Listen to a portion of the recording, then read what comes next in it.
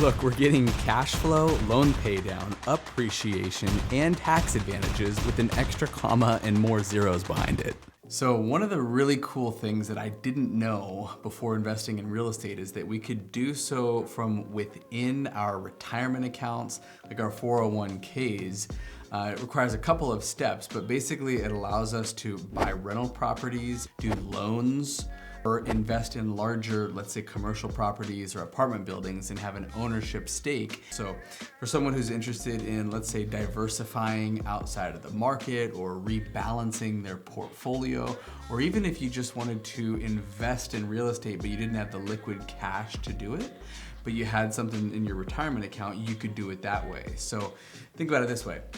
We're moving money basically from a Fidelity into what's called a self-directed IRA. There's companies like Equity Trust that specialize in doing that. And what you would do, I did this with, when I left Microsoft and EA Sports, took the money from both of those retirement accounts and combined it and rolled it over into Equity Trust, which is one of the largest providers. They focus a lot on real estate investors. Another example of that is Provident Trust.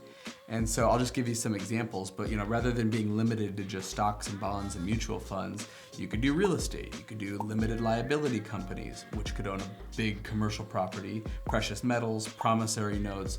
So those types of alternative asset classes that, in my opinion, have a little bit more predictability and certainty of, let's say, what the rents are gonna be, what the loan pay down might look like, appreciation forecasts, tax advantages that come along with that. And so all the money that we might make investing in real estate happens inside of our IRA, where we realize even more tax advantages. Our last deal, investors made a little bit better than 20%. So that happens inside of their IRA. They grew their 100 to 120 in a year and then compounded and then compounded.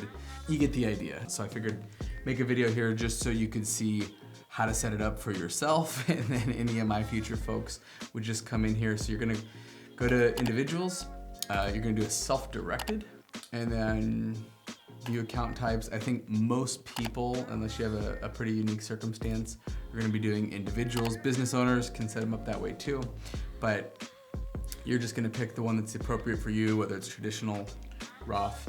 So if you're interested, what I would do is just encourage you to head over to either of those resources. I've personally been with both Equity Trust and Provident Trust in the past, so jump in there, poke around, see what makes the most sense for you.